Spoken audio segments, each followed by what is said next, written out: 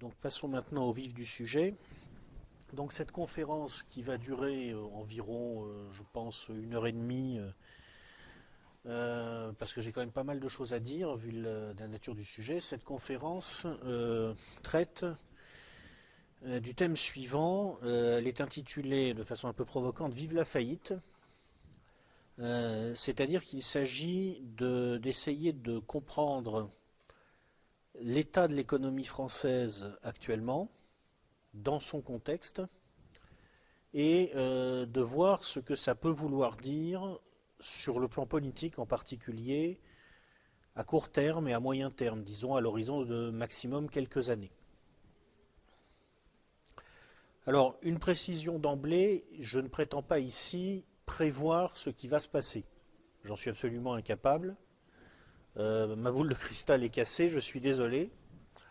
En revanche, ce que je veux essayer de faire avec vous, c'est de réfléchir en quelque sorte à l'univers des possibles, c'est-à-dire pas à ce qui va se passer, mais à ce qui peut se passer et à la façon dont les événements peuvent s'enchaîner. On verra que pour un certain nombre de raisons précises, il y a finalement un nombre assez limité de scénarios possibles sur les grandes variables. Et autant il est très très difficile de savoir lequel de ces scénarios va se réaliser, autant une fois qu'on saura lequel de ces scénarios va se réaliser, la suite des événements risque d'être assez rapide et assez fluide, assez logique. Mais n'anticipons pas. Alors, en ce qui concerne la méthode, ce que je vous propose de faire tout simplement, c'est de nous débarrasser de tous nos présupposés idéologiques. Je ne suis pas là pour vous dire où est le bien, où est le mal. D'ailleurs, ça ne vous intéresserait pas de savoir où je situe le bien et où je situe le mal. Je suis là pour essayer avec vous de regarder la réalité telle que je peux l'apercevoir en fonction des chiffres que j'ai, que je vais vous communiquer. J'essaierai de ne pas en communiquer trop. Je me bornerai à donner les chiffres qui indiquent les grandes tendances, les grands ordres de grandeur.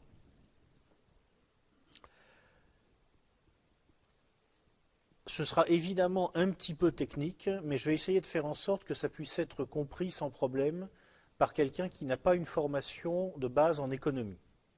De toute façon, il y aura un échange après, donc s'il y a des éléments que vous n'avez pas suivis, vous n'hésitez pas, comme le dit le sage, celui qui pose une question a l'air bête 10 secondes, celui qui ne la pose pas le reste toute sa vie. Donc n'hésitez pas, de toute façon l'économie n'a rien de mystérieux, ça n'a rien d'une science exacte, c'est un domaine qu'on embrouille à plaisir aujourd'hui, mais en fait très souvent il suffit d'avoir quelques bases simples pour comprendre ce que c'est et comment ça fonctionne.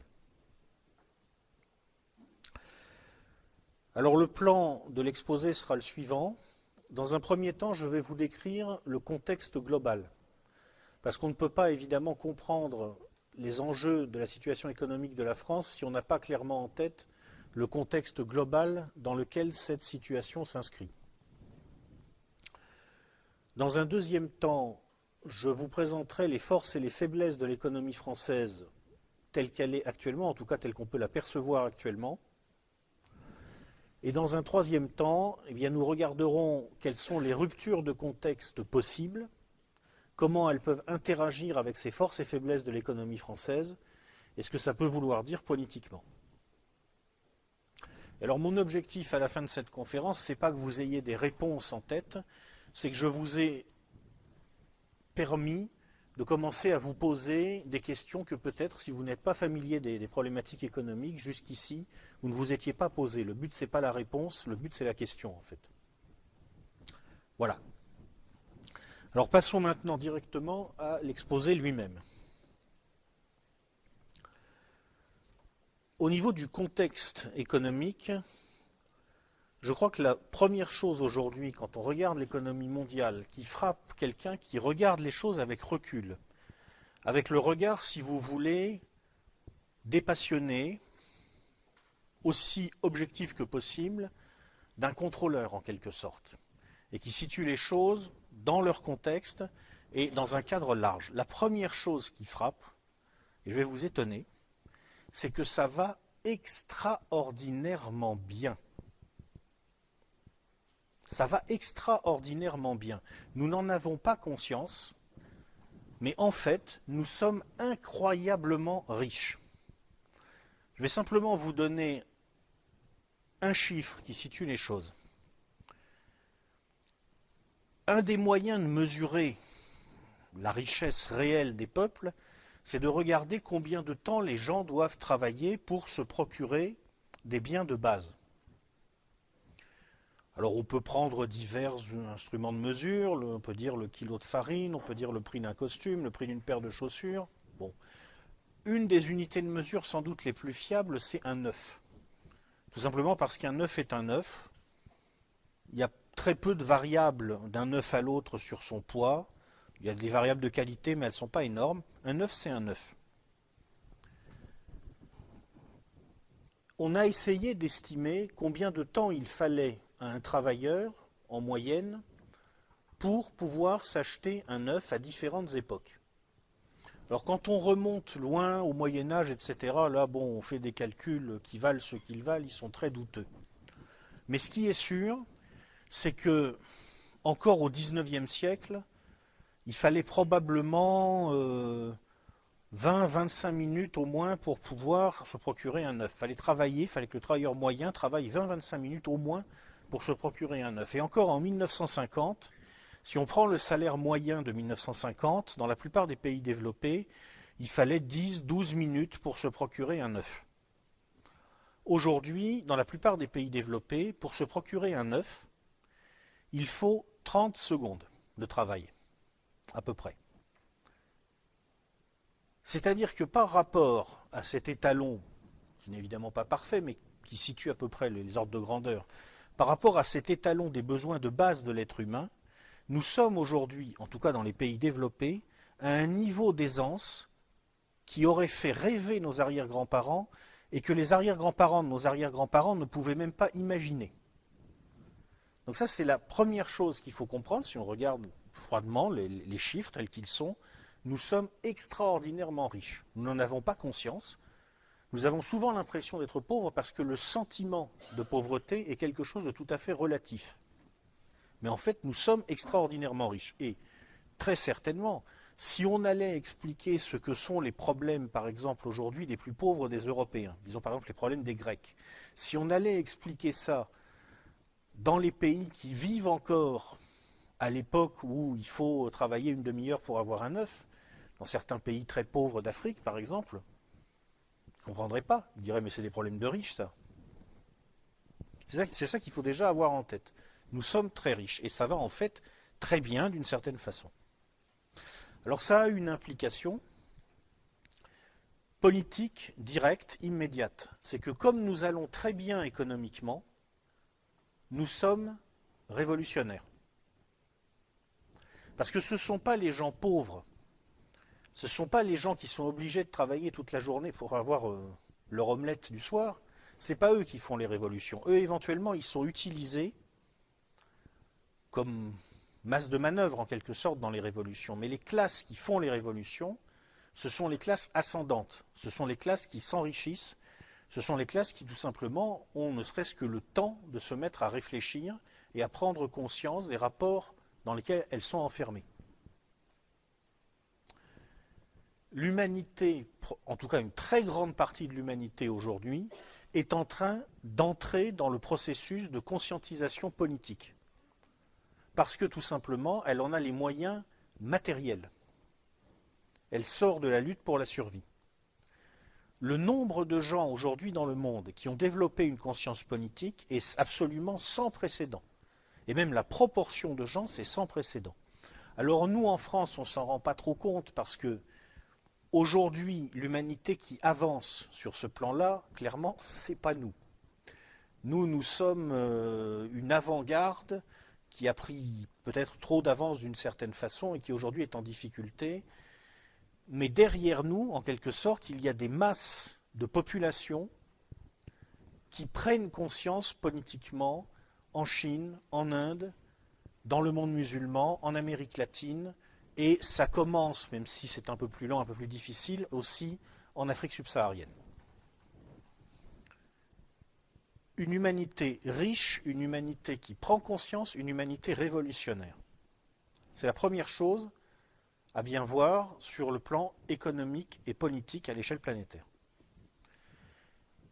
La deuxième chose à voir, c'est que nous avons l'impression aujourd'hui que nous vivons une époque d'unification et de concentration des centres de pouvoir à l'échelle planétaire. Alors en un sens, c'est vrai, parce que avec la mondialisation, pour la première fois, on a vu émerger avec les États-Unis un empire réellement global et réellement en situation d'imposer sa marque à l'échelle planétaire. Mais en même temps, c'est une perception très fausse, parce que cet empire aujourd'hui est fragile, parce qu'il est en recul, en déclin, et surtout parce que les fondamentaux qui définissent objectivement la puissance autonome, du fait des évolutions technologiques, du fait de la montée en puissance de mondes nouveaux, eh bien ces fondamentaux se dispersent à l'échelle planétaire. Et en fait, si nous assistons à cette agressivité, en quelque sorte, du cœur du pouvoir dans l'hémisphère occidental, c'est parce que ce cœur du pouvoir se sent sur le reculoir. C'est-à-dire que nous n'en avons pas conscience, mais le pouvoir aujourd'hui a peur. Le pouvoir est fragile. Nous avons l'impression qu'il est très grand, qu'il est très puissant, qu'il est très fort, mais ce n'est pas vrai du tout. En fait, il a peur. Il est en face de cette humanité qui s'est terriblement enrichie, donc qui devient révolutionnaire, et il est en face de pouvoirs à l'échelle planétaire qui se diluent et qui se dispersent. Et il a en particulier un problème majeur qui est le fait structurant principal pour un économiste, si vous voulez, qui regarde les courbes depuis une trentaine d'années. Il a l'émergence de la Chine. C'est le fait majeur. Pour vous donner une idée de ce que représente cette émergence, 3 éléments d'information, très rapides. Premier élément d'information. Le pays qui a connu le décollage économique le plus rapide, le plus constant de toute l'histoire, jusqu'ici, c'est la Corée. La Chine a des fondamentaux anthropologiques qui sont proches de ceux de la Corée. Ce n'est pas tout à fait la même chose, bien sûr, mais les fondamentaux anthropologiques sont à peu près les mêmes. Le quotient intellectuel moyen est à peu près le même. Le background culturel est assez proche. Alors il y a des différences sensibles sur le plan du modèle familial. Mais pour le reste, ce sont des pays assez proches. La Chine, c'est 25 fois la Corée. C'est-à-dire qu'avec la Chine qui rentre dans l'économie mondiale et qui est pour l'instant en train de reproduire la trajectoire de la Corée, c'est le même impact que si 25 Corées du Sud rentraient simultanément sur le marché mondial. C'est gigantesque. Et ça implique en particulier que les États-Unis vont très vite perdre leur situation de puissance centrale dans l'économie mondiale. Ça va aller très vite. Alors on dira, oui, mais les Chinois, ils ne font que rattraper, ils copient, ils ne sont pas capables de faire autre chose. C'est déjà ce qu'on disait jadis des Japonais ou d'ailleurs des Coréens. Quel est le pays qui en 2012 a déposé le plus de brevets dans le monde? C'est les États-Unis, perdus. C'est la République populaire de Chine. Premier déposant de brevets en 2012. Voilà. Donc vous imaginez l'impact que peut avoir cette montée de la Chine dans un monde où le pouvoir géostratégique se dilue et qui est peuplé par une humanité très riche et qui devient révolutionnaire. L'impact, c'est que le pouvoir se sent assiégé. Premier élément de contexte à bien intégrer. Deuxième élément de contexte, ce pouvoir assiégé, c'est aussi un pouvoir dépassé, en ce sens qu'il administre un système qu'il sait non viable, mais qu'il ne sait pas comment réformer. Pourquoi? La logique de ce qui est en train de se passer dans le monde, c'est que partout à travers le monde, les gens vont s'aligner sur les normes, sur les standards qui sont aujourd'hui ceux des pays riches.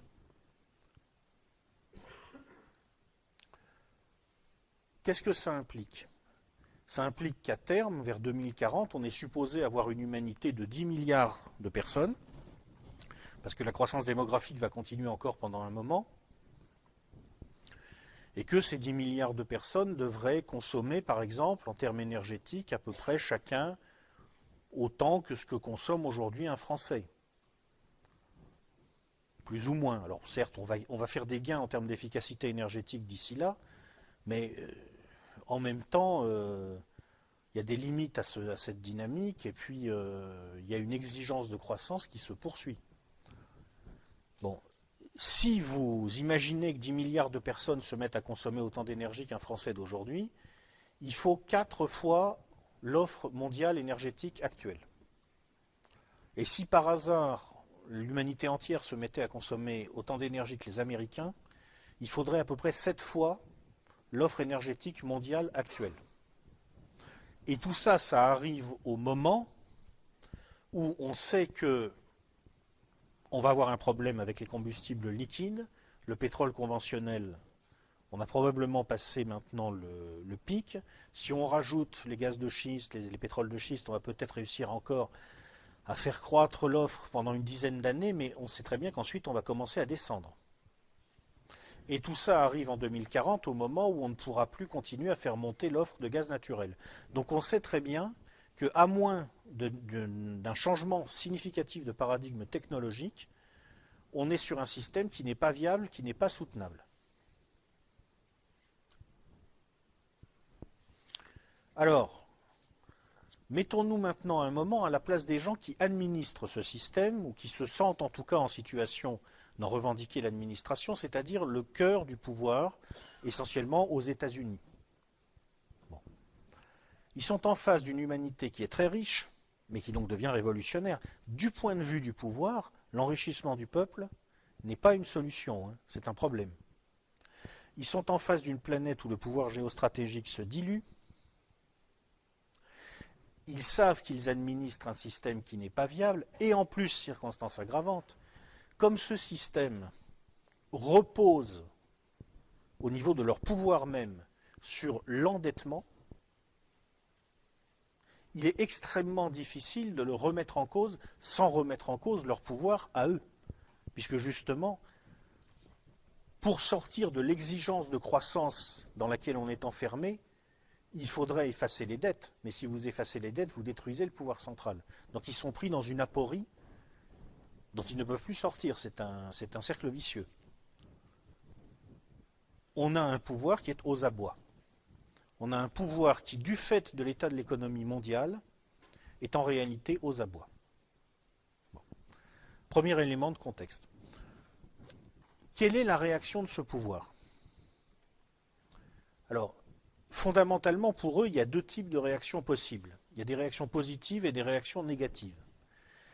Les réactions positives, c'est d'essayer de sortir de la situation où ils sont enfermés. Quand je dis ils, je parle des dirigeants du centre de pouvoir principal actuel, c'est-à-dire, on va dire, les dirigeants du monde occidental, qui est encore le centre de pouvoir principal. Ils peuvent essayer d'en sortir par des remèdes positifs, c'est-à-dire en déclenchant un changement de paradigme. Donc, en fait, il leur faut une nouvelle révolution technologique. Le problème, c'est que, pour l'instant, en tout cas, cette nouvelle révolution technologique, quand on regarde les chiffres froidement, en tout cas pour l'instant, on ne la voit pas commencer, on ne la voit même pas dans les tuyaux. Depuis une vingtaine d'années, la croissance de la productivité réelle de l'heure travaillée dans les pays développés est faible. Alors, bon, c'est un indicateur qui est toujours assez difficile à calculer, mais on estime qu'aujourd'hui, cette croissance est tombée entre 0 et 0,5% par an. C'est pas un trend de révolution technologique, hein. Au mieux, on est en train de concrétiser les gains qu'on peut avoir du fait de ce que l'on a appelé la troisième révolution industrielle, c'est-à-dire en gros l'alliance des ordinateurs, des énergies durables, et puis on commence un petit peu ici ou là à essayer d'entrer dans ce qu'on appelle la quatrième révolution industrielle, c'est-à-dire la robotique et les usines intelligentes. Mais pour l'instant, les résultats en termes de productivité ne sont pas extraordinaires. Circonstance aggravante, pour qui regarde toujours les choses d'un point de vue strictement économique. Il faut voir que la troisième révolution industrielle et surtout la quatrième révolution industrielle, telle que je viens de les esquisser, ordinateurs, virtualisation et puis usines intelligentes, elles créent de la valeur d'usage, indiscutablement. Mais elles peuvent aussi devenir un problème pour le système parce qu'elles détruisent de la valeur d'échange. C'est la différence avec les deux premières révolutions industrielles. Un exemple très simple, je le connais bien puisque j'ai cofondé une maison d'édition, le cas de l'e-book. Vous savez, le livre électronique. Le livre électronique crée de la valeur d'usage. Indiscutablement, vous pouvez lire un e-book, bon c'est bien. Mais en fait, il détruit de la valeur d'échange. Parce qu'on coupe dans la chaîne logistique, à la limite elle disparaît. À terme, il ne reste plus que l'auteur, la plateforme de mise à disposition des e-books, le lecteur.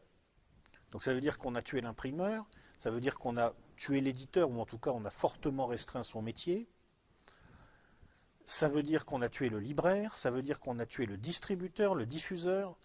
Cette révolution industrielle-là, elle ne provoque pas une expansion de l'économie monétaire. De façon latente, elle en provoque la contraction.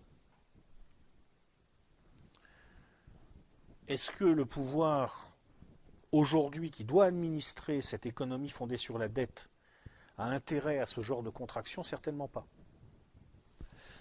Donc en fait, on s'aperçoit que les remèdes positifs à cette situation, de défi lancé au pouvoir, d'une certaine façon, ils ne sont pas du tout à la hauteur des enjeux, en tout cas pour l'instant. Alors qu'est-ce qui reste comme remède? Eh bien, étant donné que la source du problème, c'est tout simplement la formidable poussée égalitaire à l'échelle planétaire, le remède, c'est la réintroduction de l'inégalité par d'autres biais. C'est-à-dire que ce qu'il faut bien comprendre, c'est que ce qu'on nous présente comme une crise, ce qu'on nous présente comme quelque chose de malheureux contre lequel le pouvoir se bat, en fait, si on regarde les choses objectivement, pour les gens qui administrent le système dans une perspective gestionnaire, ce n'est pas un problème, c'est une solution. La réintroduction massive de l'inégalité dans la structure des sociétés développées en particulier, c'est une solution parce que comme toutes les sociétés du monde ont vocation à converger vers ces sociétés développées, si on les fait converger vers une structure qui est très fortement inégalitaire, eh bien on les fait converger potentiellement vers une solution qui est en tout cas moins incompatible avec les possibilités énergétiques, écologiques de la planète. Juste un chiffre, quelle est la conséquence la plus sensible de ce qui s'est passé en Europe du Sud depuis la crise de 2008 sur le plan des grandes variables économiques dans l'économie physique? C'est que dans les pays de l'Europe du Sud touchés par la crise, la consommation énergétique a baissé depuis 2008 d'à peu près 10%. C'est QFD. Vous refabriquez des pauvres à l'intérieur du monde riche. La structure vers laquelle les pays pauvres vont converger devient moins coûteuse sur le plan énergétique, sur le plan écologique, et d'une manière générale, elle est plus compatible avec une solution pérenne pour la planète dans la deuxième moitié du XXIe siècle. Donc il faut bien le comprendre, la crise à laquelle nous sommes confrontés, je ne dis pas que tout a été planifié, bien entendu, c'est bien plus compliqué que ça. Mais pour les gens qui administrent le système, dans une perspective gestionnaire,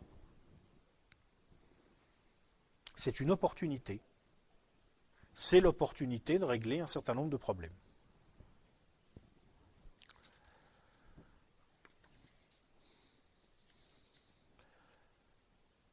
Alors comment pilote-t-il pour l'instant, au niveau des classes dirigeantes du monde occidental, comment pilote-t-il cet ajustement? Maintenant sur le plan technique.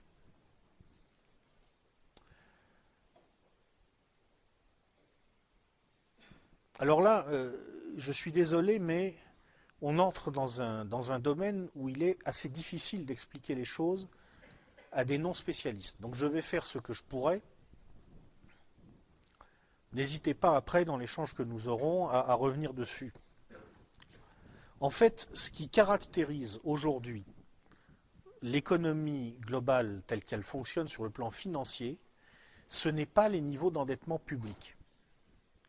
Les niveaux d'endettement public que nous connaissons aujourd'hui sont effectivement très élevés, trop élevés, ils sont insoutenables, c'est évident, mais historiquement, il y a des précédents. Ça s'est déjà vu.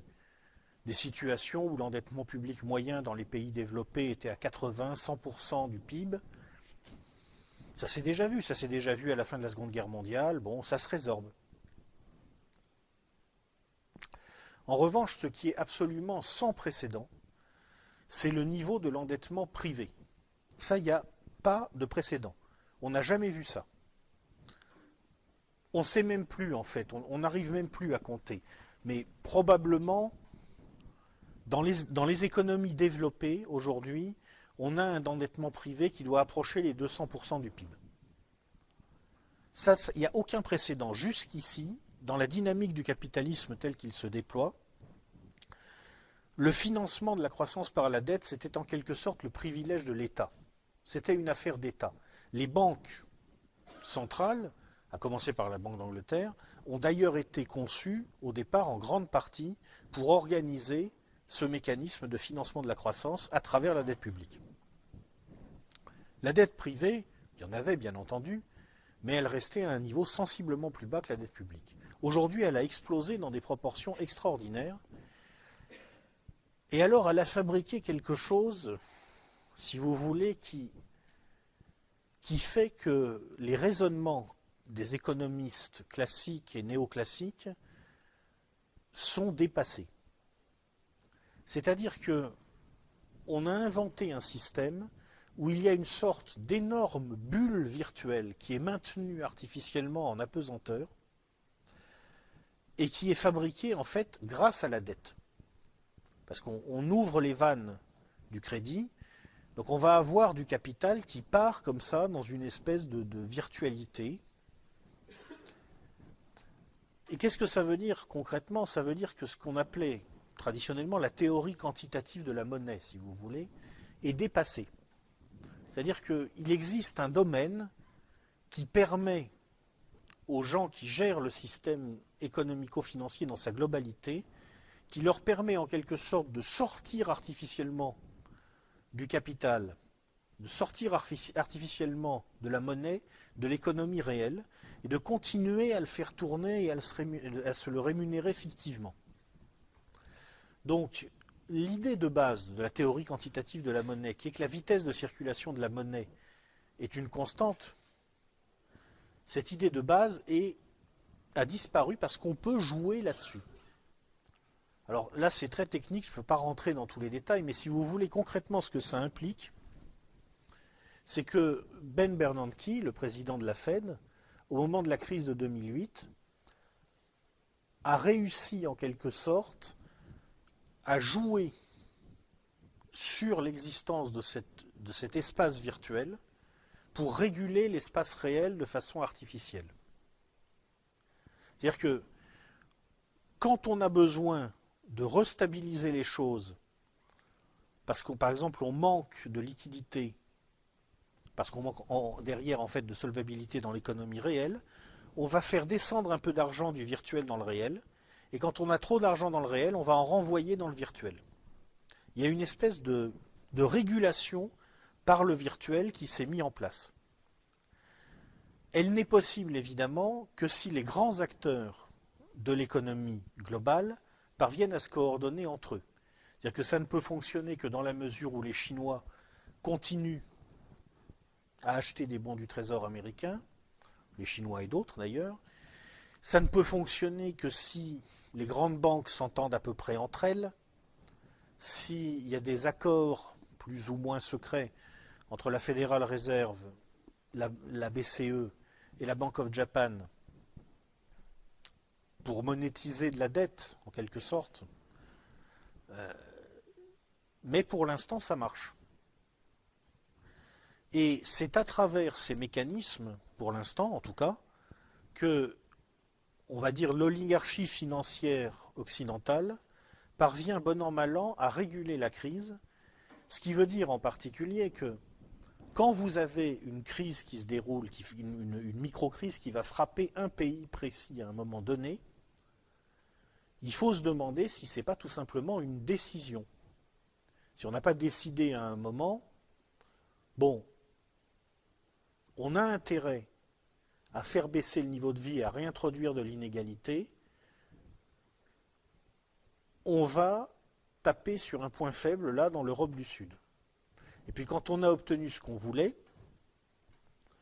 Mario Draghi va dire non mais de toute façon les titres des pays en difficulté, je les rachèterai, et là on arrête d'un seul coup la crise.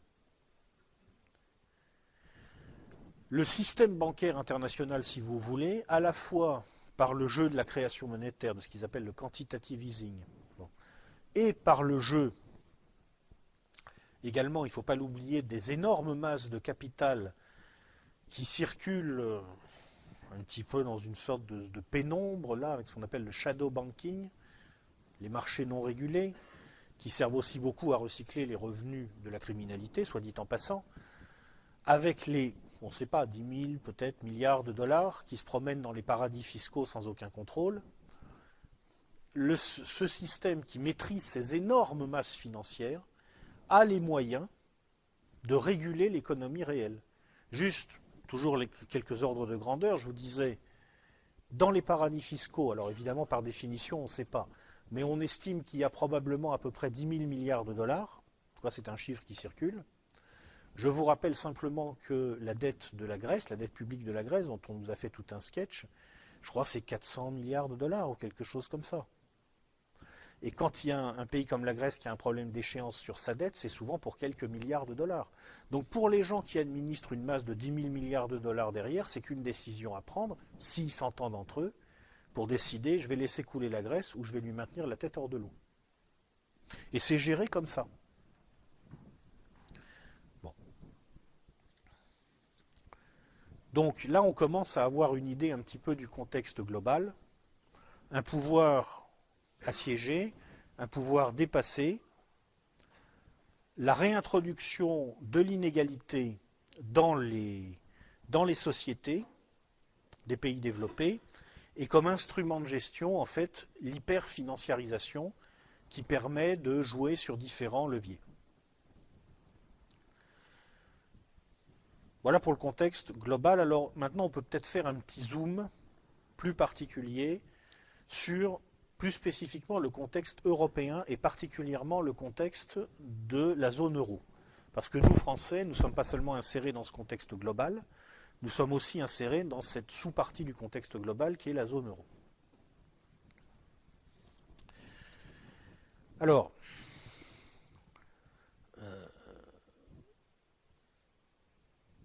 sur la zone euro, je crois qu'il y a un élément d'abord à bien prendre en compte.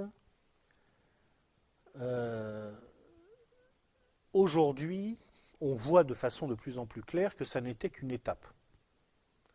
Que, en fait, derrière, il y a le grand marché transatlantique et que le projet, au final, c'est une unification à l'échelle des États-Unis plus l'Europe. Donc ça implique que, d'emblée, il faut avoir en tête l'idée que l'économie, contrairement à ce qu'on nous raconte, n'est pas une science, un truc qui vivrait de façon désincarnée, ça a toujours été et ça sera toujours une fonction annexe du politique. Manifestement, on ne peut pas penser l'histoire de la zone euro, l'histoire de l'Union européenne, sans garder en tête aussi les stratégies géopolitiques des acteurs. Donc il faut avoir en tête en particulier que au niveau des grands acteurs de cette histoire, on a quand même un certain nombre d'informations sur ce qu'ils ont dans la tête, en quelque sorte. Dans un livre publié dans les années 90, qui s'intitule Le Grand Échiquier, un monsieur qui s'appelle Zbigniew Brzezinski, qui a été le conseiller aux affaires étrangères, si vous voulez, des présidents Carter puis Clinton, qui est aussi le secrétaire général, je crois, enfin disons le patron, l'administrateur de la commission trilatérale. C'est pas franchement le premier venu, c'est un ami personnel de la famille Rockefeller. Dans ce livre, il a expliqué que la stratégie américaine à l'égard de l'Europe devait consister à ne pas choisir entre la France et l'Allemagne, tout en privilégiant l'Allemagne quand même comme relais principal. Pourquoi ? Parce que pour les Américains, expliquait-il dans ce livre, s'ils veulent conserver la prééminence globale, ils doivent le faire en établissant un partenariat transatlantique 1+1, c'est-à-dire deux termes à peu près égaux entre les États-Unis et l'Europe. Et pour faire ça, ils ont besoin que l'Allemagne soit bien arrimée à l'ère occidentale. Pour arrimer l'Allemagne à l'ère occidentale, ils ont besoin d'un maillon, en quelque sorte, dans une espèce de chaîne, qu'on pourrait appeler la chaîne de l'impérialisme. Il y a le maillon américain, il y a le maillon allemand, et entre les deux, il y a le maillon français. Il le dit comme ça. Hein. Bon, il n'emploie pas l'expression chaîne de l'impérialisme. Non. Mais pour le reste, c'est exactement ce qu'il dit. Bon. On a aussi un autre, je ne sais pas s'il faut dire en l'occurrence géopoliticien ou idéologue, bon, on va dire géopoliticien américain qui a écrit plus récemment, c'est M. Robert Kagan. Donc M. Robert Kagan est, je crois, je ne veux pas dire de bêtises, mais je crois qu'il est à la ville le mari de Madame Victoria Nuland. Madame Victoria Nuland, qui était la responsable du secteur Eurasie pour Hillary Clinton au moment des événements d'Ukraine.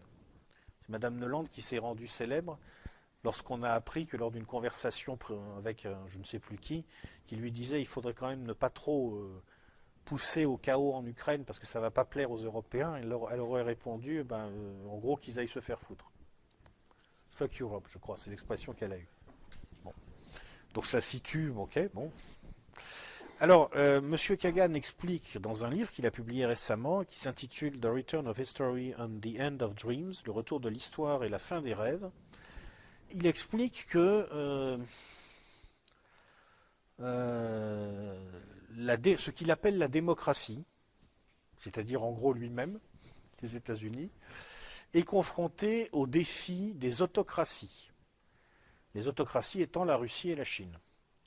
Et qu'il faut se méfier parce que ces autocraties ont réussi à trouver une formule de gouvernement qui allie l'autoritarisme politique et le libéralisme économique.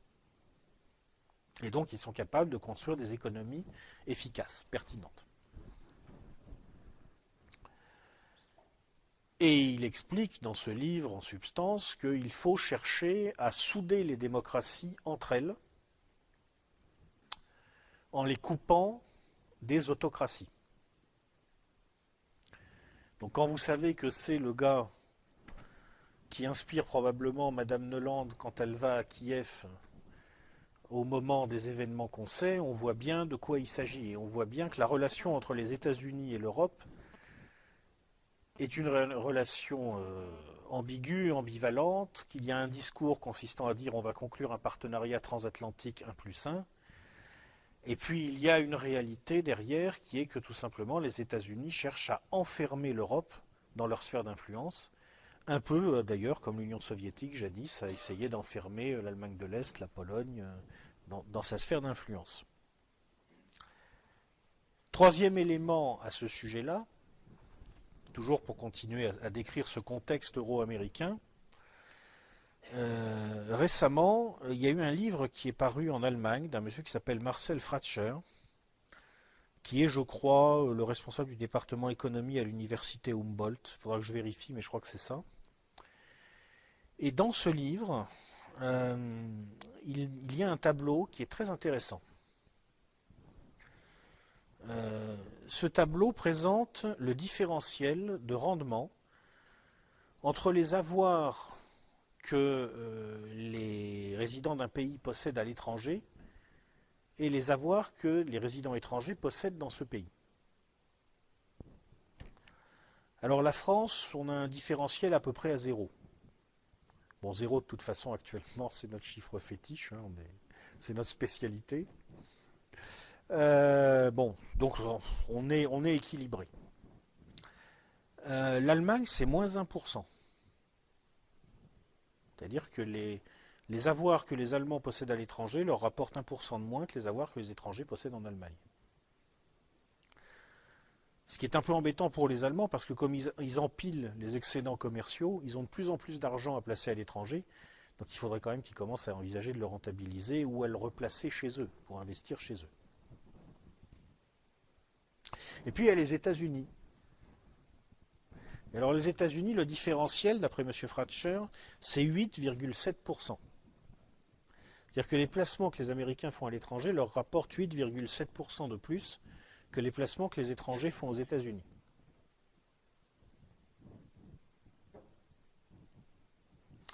Donc on comprend un petit peu mieux dans ces conditions pourquoi M. Brzezinski veut un partenariat 1+1 et pourquoi M. Kagan pense qu'il faut un peu contraindre les Européens à ce partenariat 1+1.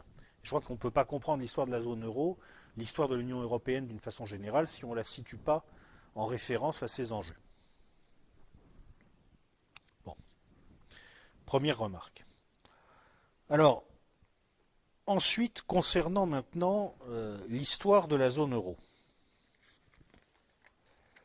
En interne aussi, il y a un conflit, c'est-à-dire qu'il n'y a pas seulement une ambiguïté dans la relation américaine européenne, il y a aussi un conflit à l'intérieur de la zone euro entre une conception française et une conception allemande.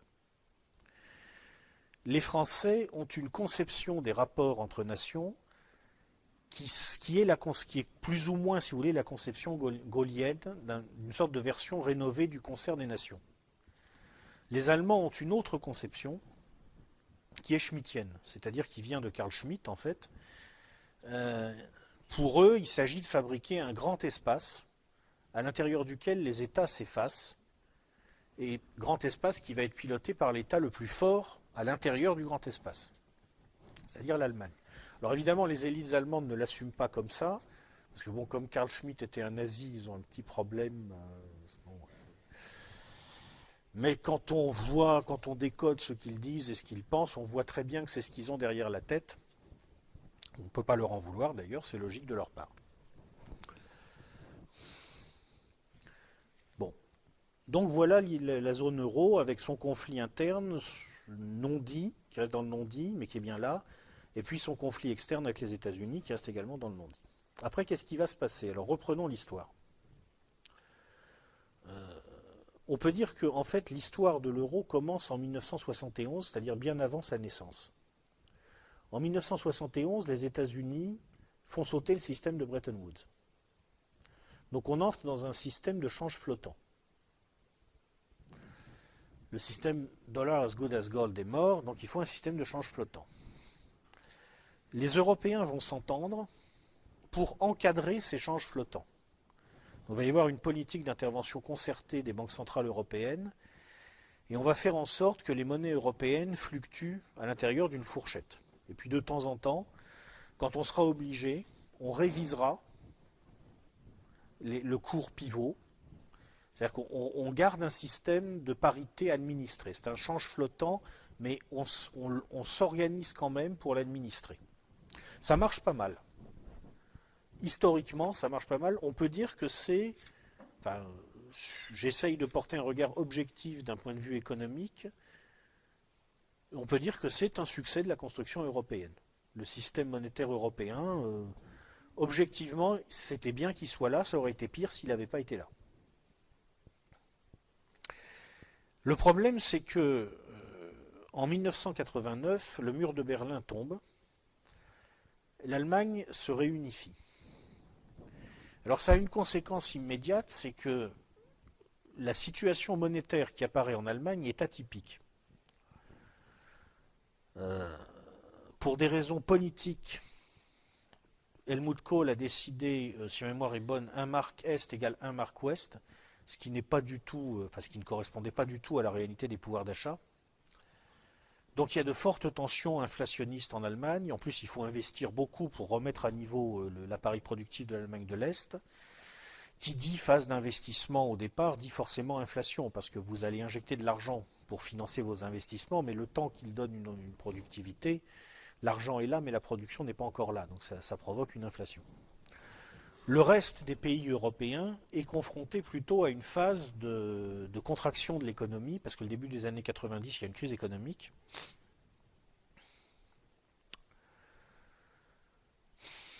Et à ce moment-là, le système monétaire européen a à moitié explosé.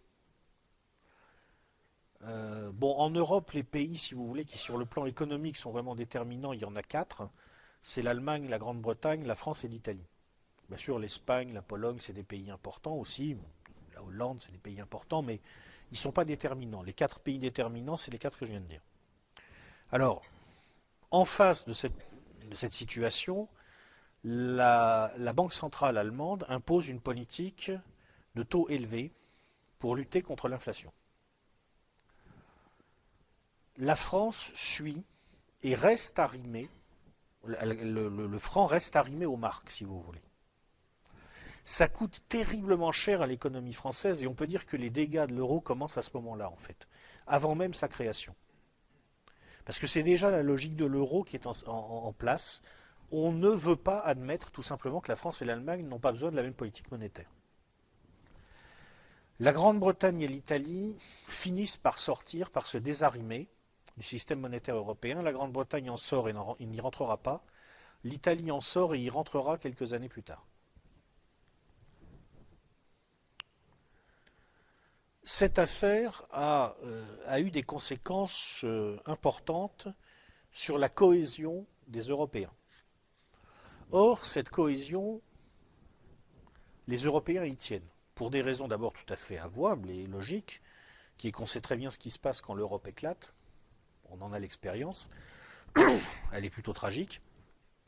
Mais il y a aussi d'autres raisons. D'abord, les Américains veulent une Europe unie, pour les raisons que j'ai expliquées. Les Allemands ont toujours, visiblement, cet arrière-plan schmittien dans la tête. Et puis, les classes dirigeantes françaises, elles se disent, on va faire semblant d'entrer dans le projet des Allemands, mais en fait, nous allons y introduire aussi notre projet à nous. C'est-à-dire qu'il y a des grands non-dits entre France et Allemagne à ce moment-là. Les Français pensent encore à ce moment-là qu'ils sont capables d'établir un rapport de force avec l'Allemagne. Ils n'ont pas réalisé que l'ouverture à l'Est allait donner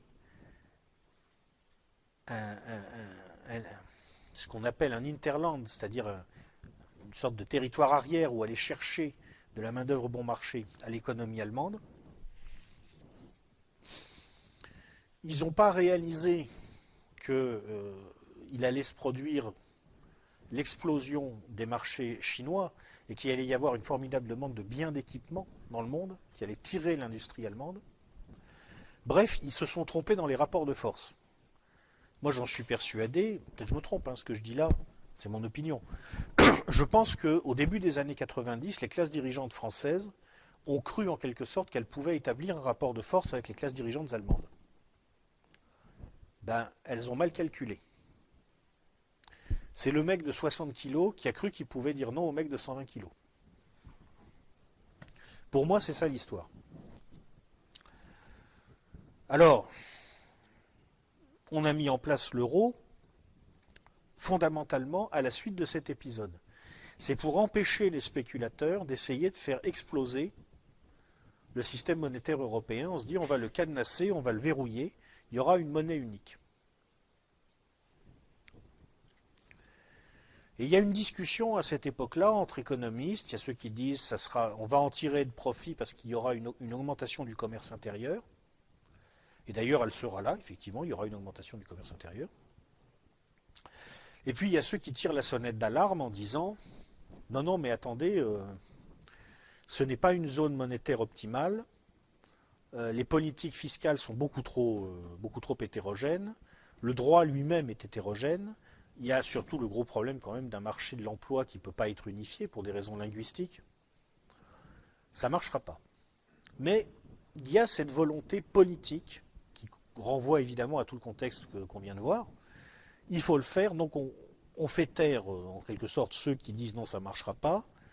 Et les grands partis de gouvernement font campagne pour le oui au traité de Maastricht et puis ensuite organisent la mise en place de l'euro. C'est comme ça que ça s'est fait.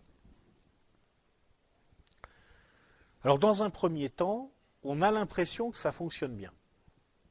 Dans un premier temps, l'euro a donné l'impression d'être un grand succès. Mais en fait, ce qu'il faut bien voir, c'est qu'en économie, il faut être très prudent sur l'interprétation des chiffres, surtout quand on les regarde sur le court terme, sans recul. Ce n'est pas parce qu'un pays a une forte croissance économique qu'il se porte bien. Il faut regarder de quoi cette croissance est faite. Par exemple, si vous êtes l'Espagne, vous êtes le dirigeant espagnol, vous voulez une croissance économique en Espagne, et puis vous avez un afflux de capital qui rentre dans votre pays parce que, comme maintenant, vous bénéficiez en quelque sorte symboliquement de la couverture de la puissance économique allemande, des gens qui jusque-là hésitaient à vous donner de l'argent se mettent à vous en donner. Ils disent de toute façon c'est de l'euro, je pourrais toujours partir ailleurs dans la zone euro si j'ai un problème. Et puis comme vous ne maîtrisez pas votre inflation, parce que vous n'avez pas les structures de base qui expliquent la capacité de la société allemande à maîtriser son inflation, tout simplement la cogestion, les accords de branche, eh bien, votre inflation est élevée, mais vos taux, eux, c'est ceux de l'euro. Ils bénéficient en quelque sorte toujours du couplage avec l'économie allemande. Donc vous vous retrouvez avec des taux réels négatifs dans l'économie. Donc tout le monde appelle du capital. Donc il y a des gens qui sont prêts à en donner, et il y a des gens qui en veulent. Donc ça gonfle. Alors qu'est-ce qu'on va faire de ce capital? Alors là, il y a deux possibilités. Ou vous trouvez des investissements rentables, eh bien c'est merveilleux, vous avez réussi un boom économique, ou vous n'en trouvez pas. Et là, à terme, c'est la catastrophe. Parce que vous êtes endetté et vous avez investi. Jusque-là, ce n'est pas un problème. Mais si vous avez investi dans un truc qui ne rapportera pas, vous êtes planté. C'est aussi simple que ça. Vous voyez, l'économie, ce n'est pas compliqué en fait. C'est ce qui s'est passé en Espagne. D'où ces constructions, cet immobilier qui explose de façon complètement délirante, avec des immeubles entiers dans lesquels aujourd'hui il n'y a personne. C'est la croissance des années 2000. C'est-à-dire que la catastrophe économique qui va arriver ensuite, ça n'est jamais que l'effacement de cette croissance artificielle. Seulement ce qui reste évidemment à la sortie quand même, c'est la dette. Donc l'histoire de la zone euro, elle s'est déroulée comme ça. Dans un premier temps, on a l'impression que ça va bien, parce qu'il y a du capital qui rentre, parce qu'on investit, parce que ça fait de la croissance. Et puis un jour, on constate qu'en fait, on a mal investi, qu'en fait, l'euro, si vous voulez, a introduit un biais dans toutes les perceptions des acteurs, qui fait qu'ils ont développé des stratégies d'investissement idiotes. Et à la sortie, c'est le deuxième effet qui se coule, on est ruiné. Voilà ce qui s'est passé dans une grande partie de la zone euro.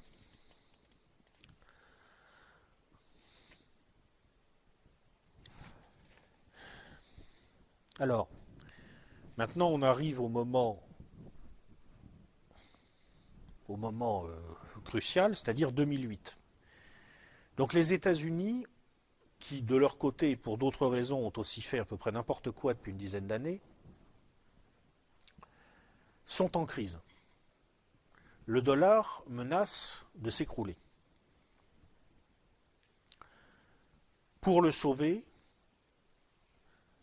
il faut que les Américains entraînent en quelque sorte le reste du monde dans leur chute.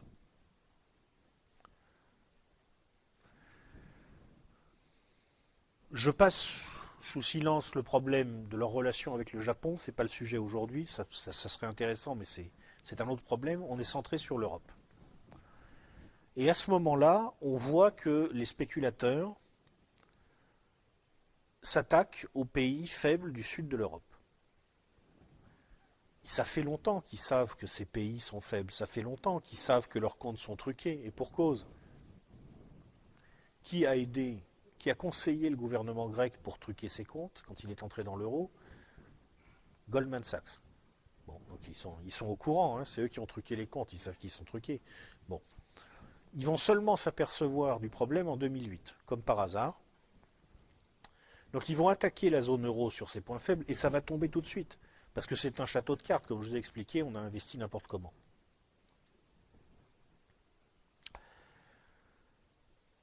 La chronologie des événements montre qu'il y a dû y avoir une coordination entre oligarchies. 2008, attaque. Plan d'austérité, Grèce, Portugal, ça ne suffit pas. 2010, création de la Troïka. La Troïka, c'est une instance, d'ailleurs à la légitimité démocratique nulle, mais même à la légitimité réglementaire très faible. C'est-à-dire que c'est une instance où l'oligarchie n'a même plus respecté ses propres règles pour fonctionner. C'est quelque chose d'assez curieux. Si ma mémoire est bonne, il y a le Fonds monétaire international, la Banque centrale européenne et la Commission de Bruxelles. C'est pour ça qu'on dit la Troïka, il y a 3 membres. Enfin, le FMI et la Banque centrale européenne, c'est sûr. Bon, c'est une instance qui va dans les pays en difficulté pour leur dicter leur politique. Et ce sont des politiques d'écrasement, d'introduction massive de l'inégalité dans les systèmes économiques. Et donc là, vous voyez bien qu'il y a quand même peut-être un lien avec ce qu'on a vu avant sur le contexte.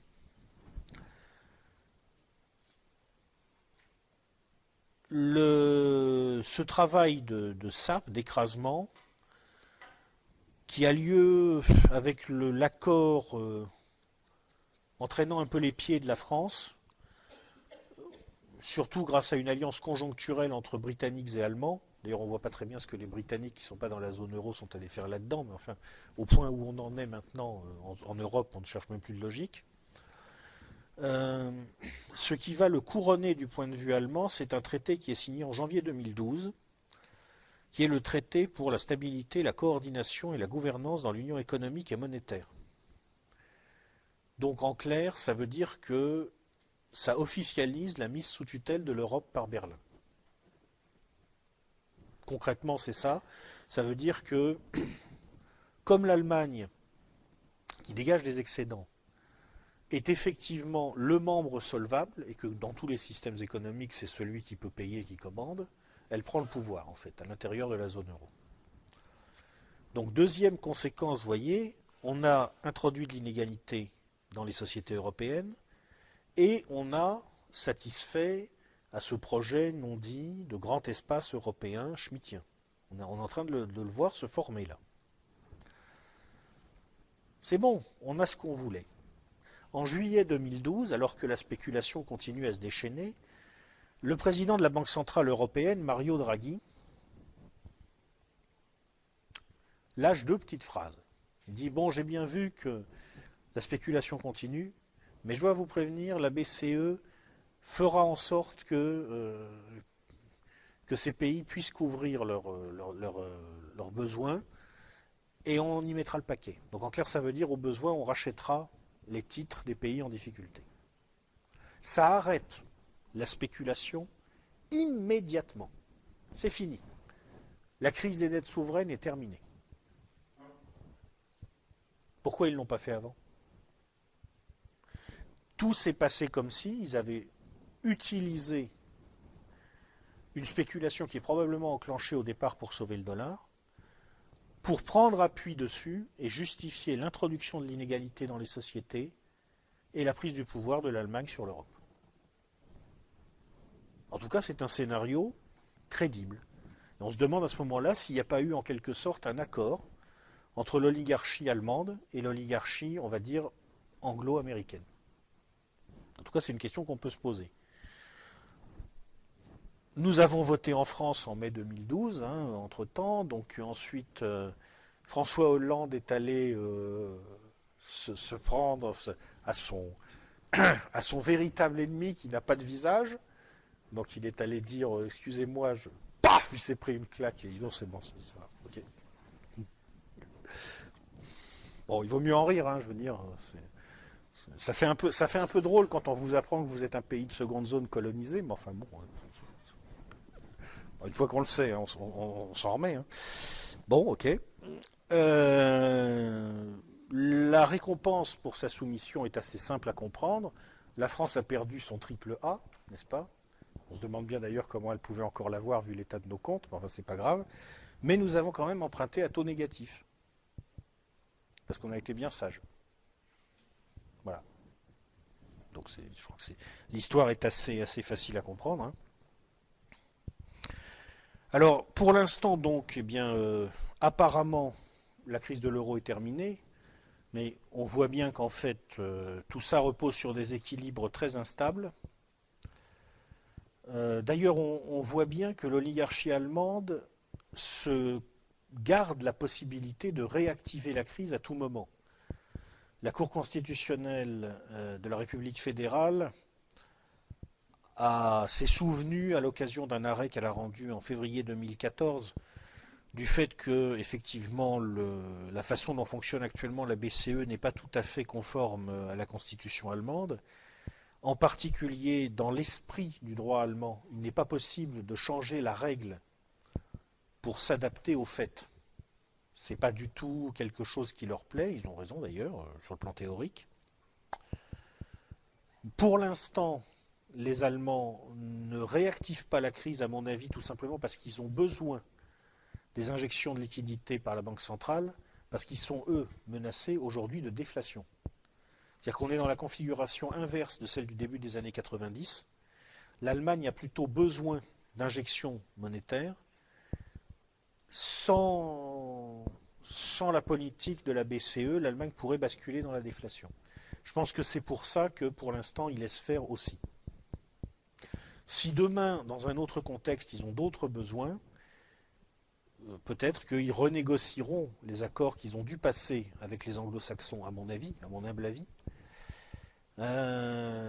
qui d'ailleurs de leur côté ont leurs propres contraintes, et à tout moment, en fait, ils peuvent réactiver la crise des dettes souveraines en Europe.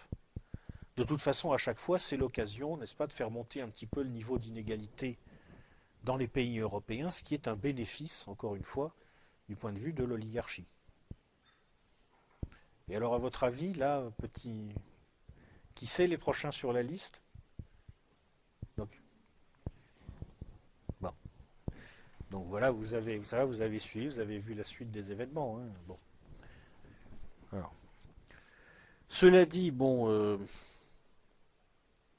on peut quand même préciser deux, trois choses sur cette crise de la zone euro, parce que, bon, je vais un peu dépasser le temps qui m'était imparti, hein, mais je suis désolé. Je ne voudrais pas donner l'impression, si vous voulez, j'ai toujours peur quand j'explique ce genre de choses, de donner l'impression que je crois que tout est régulé, qu'il existe une espèce de complot général. Honnêtement, je pense que ça ne fonctionne pas du tout comme ça. Je pense que c'est beaucoup plus un pilotage à vue par des accords qui sont passés en fonction des rapports de force. Et il faut dire quand même que les conséquences de l'euro ne sont pas entièrement négatives aussi.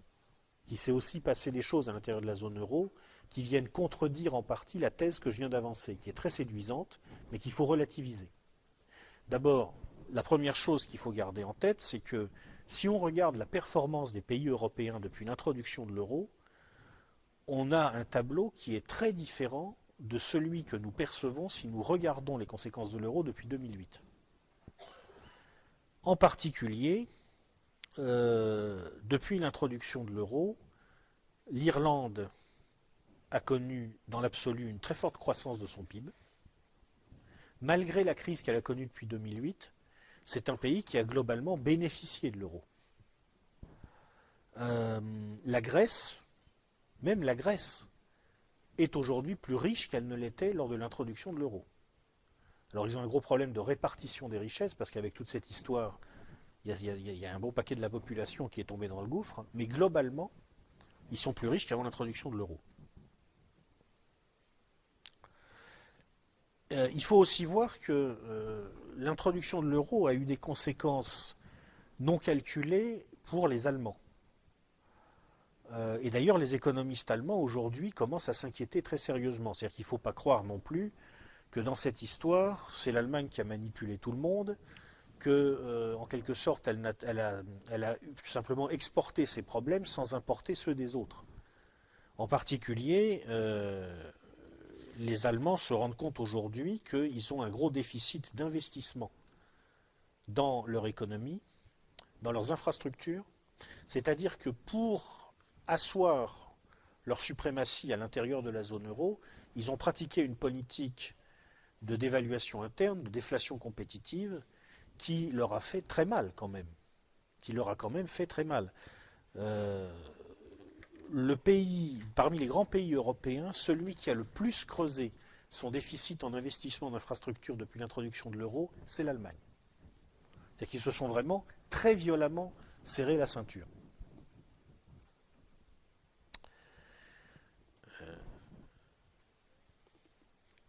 Bon. Voilà, c'est simplement pour dire que il faut toujours se méfier des explications simples et toujours rester à l'écoute de tous les signaux pour comprendre la complexité des situations.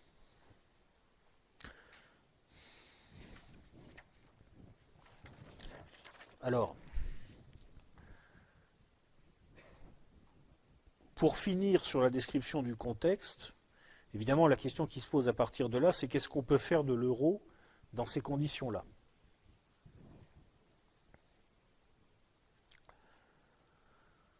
Alors, en fait, ce qui se passe avec, si vous voulez, avec l'euro, c'est qu'il n'est pas évidemment, il est évidemment pas viable dans l'état actuel des choses.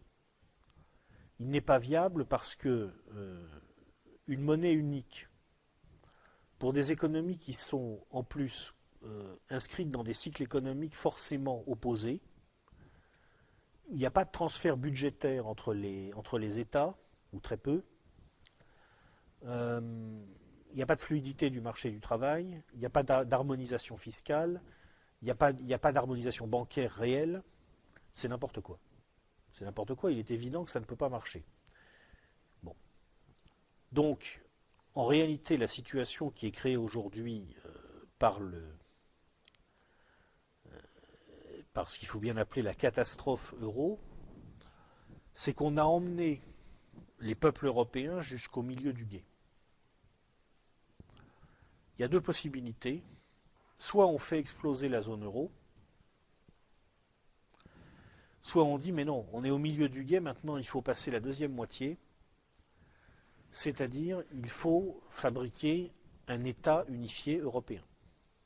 En tout cas à l'échelle de l'Euroland. Parce qu'effectivement, si on unifie les législations, si on unifie les pratiques sociales, si on unifie la gestion budgétaire, à ce moment-là, l'euro peut redevenir viable.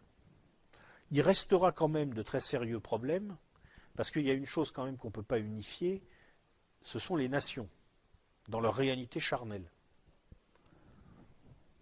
On peut décider effectivement qu'on donne les mêmes règles aux Allemands, aux Espagnols, aux Italiens, aux Français, même aux Grecs, si tant est d'ailleurs qu'on puisse donner des règles aux Grecs, c'est un problème en soi. Mais après, il faut savoir comment ils vont les interpréter, puis surtout s'ils vont les respecter. Bon. Enfin, aujourd'hui, la situation qui est créée, c'est ça. Donc je crois que là, vous avez dû voir à peu près quel est le contexte. Un pouvoir, je récapitule pour que tout le monde ait bien ça en tête, un pouvoir global qui est assiégé, qui réagit donc avec violence, qui est dépassé, qui est obligé d'administrer un système qui n'est pas soutenable, qui trouve logiquement une porte de sortie dans l'introduction des inégalités dans les sociétés développées,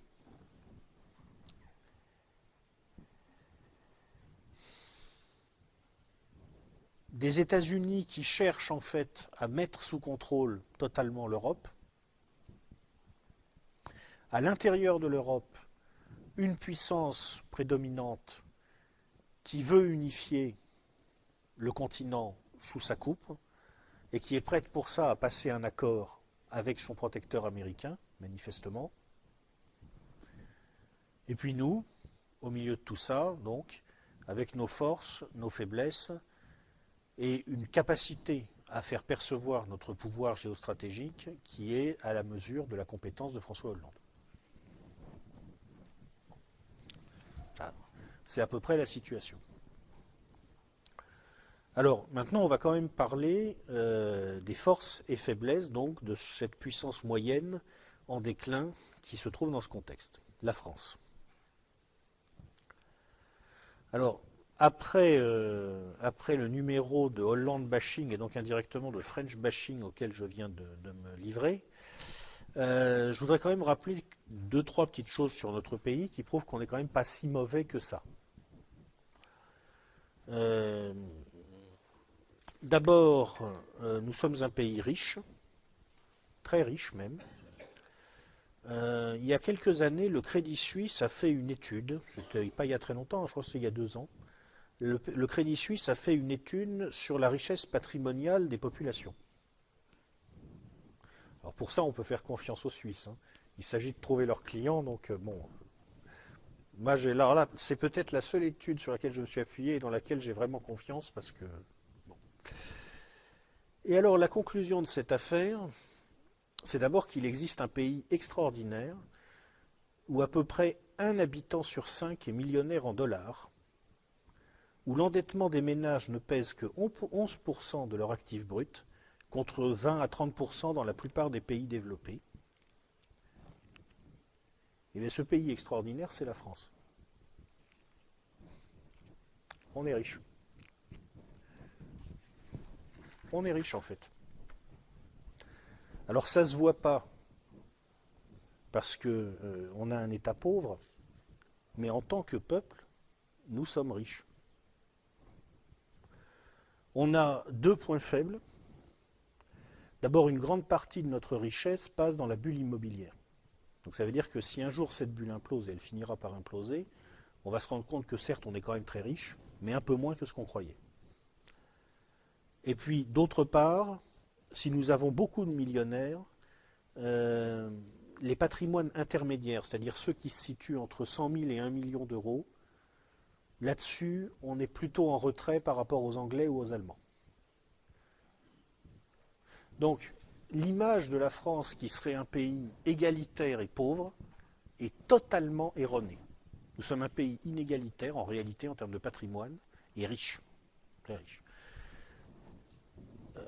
Ça présente un avantage, un inconvénient. L'avantage, c'est que, en fait, on a les moyens, sans problème, beaucoup plus que les autres en tout cas, de couvrir notre endettement.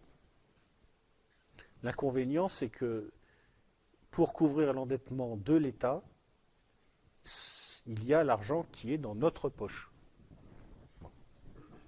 Je ne vous fais pas un dessin. Hein, je pense qu'on est tous français dans la salle, donc on sait ce que veut dire le fisc en France. Hein, c'est à peu près l'équivalent du KGB en Union soviétique, hein, en gros. Bon, voilà, bah c'est comme ça. Donc on est riche, on est riche. Deuxième point fort qu'il faut signaler, nous sommes nombreux. D'abord, nous sommes nombreux dans l'absolu, c'est-à-dire qu'aujourd'hui, on n'a pas les moyens de faire entendre notre voix en Europe, mais ce n'est pas une situation structurelle. C'est ce que je disais récemment à un ami suisse. Je lui disais, écoute, vous les Suisses, vous êtes formidables. Vous êtes 7 millions, vous avez franchement toutes les qualités. Vous êtes courageux, vous êtes travailleurs, vous êtes propres. Nous les Français, on est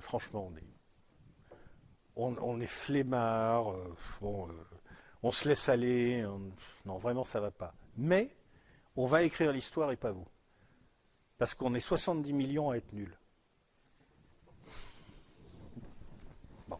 Non mais tout simplement, c'est la vérité. Donc, en fait, on a tout à fait le poids pour peser en Europe. C'est-à-dire que si un jour, il y a en France un pouvoir qui a le courage, passez-moi l'expression, de porter ses couilles, et de dire aux Allemands, dites donc,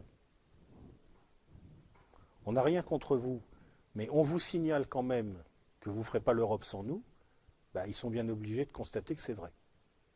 Bon. Et puis d'autre part, on est nombreux, surtout parce que notre nombre ne va pas diminuer. Et en fait, on est le seul des grands pays européens continentaux à être dans cette situation. On pense que la courbe de la population française et la courbe de la population allemande vont se croiser vers 2030-2035. C'est-à-dire que dans 20 ans, probablement, il y aura plus de Français que d'Allemands. Les Italiens, partis comme ils sont, ils seront plus très nombreux, hein, parce qu'ils sont, je crois, 1,2 ou 1,3 enfants par femme. Donc vous faites le calcul. Hein. Les Espagnols, c'est pareil. Nous, non. On est sur un indice de fécondité à environ 2 enfants par femme. On n'est pas tout à fait au seuil de renouvellement des générations, mais presque. Compte tenu du fait que, probablement, même s'il faudra les limiter pour des raisons de cohésion nationale, il y aura encore des flux migratoires positifs pendant un certain temps,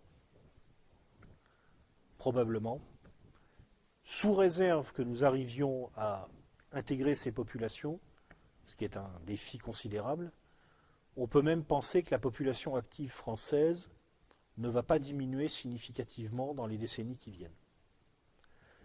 Ce que ça veut dire en particulier, c'est que non seulement nous sommes riches, non seulement nous avons des patrimoines importants, mais en plus, si on calcule notre endettement en le rapportant au nombre de gens qui vont avoir à le rembourser, notre situation est bien moins dégradée que celle de la plupart des peuples développés.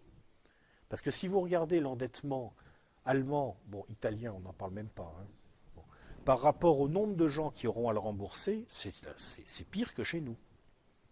Donc en fait, non, on est riche, on est nombreux, ça ne va pas si mal que ça. On a aussi 2 autres atouts dans notre manche qui sont quand même très intéressants. D'abord, on a la taille critique, pas pour exister par nous-mêmes dans l'économie contemporaine, on a un marché intérieur qui n'est pas assez grand pour ça, mais on a la taille critique éventuellement pour aller frapper à la porte des BRICS. C'est-à-dire qu'aujourd'hui, le pouvoir se défend en disant beaucoup à ses opposants, écoutez, comme la France n'est pas assez grande pour se défendre par elle-même dans le monde contemporain, ce qui est vrai sur le plan économique, hein, elle est obligée d'entrer dans le jeu défini par les États-Unis et l'Union européenne, c'est-à-dire l'Allemagne.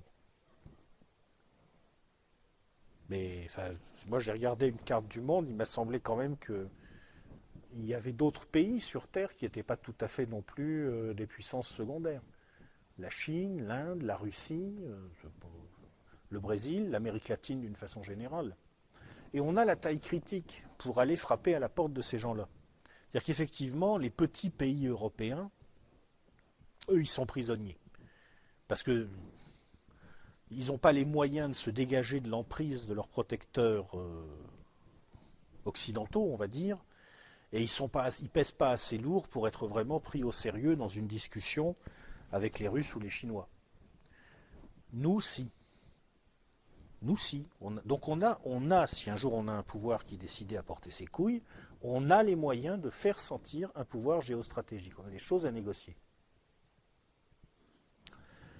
Et puis on a un autre atout dans notre manche, qui là aussi est lié à notre taille. Bon, on s'est endetté, on a fait un peu n'importe quoi avec l'argent que nous avons emprunté. On va en parler après, parce que là pour l'instant je dis tout le bien que je pense de la France, parce qu'après je vais dire tout le mal. Donc. On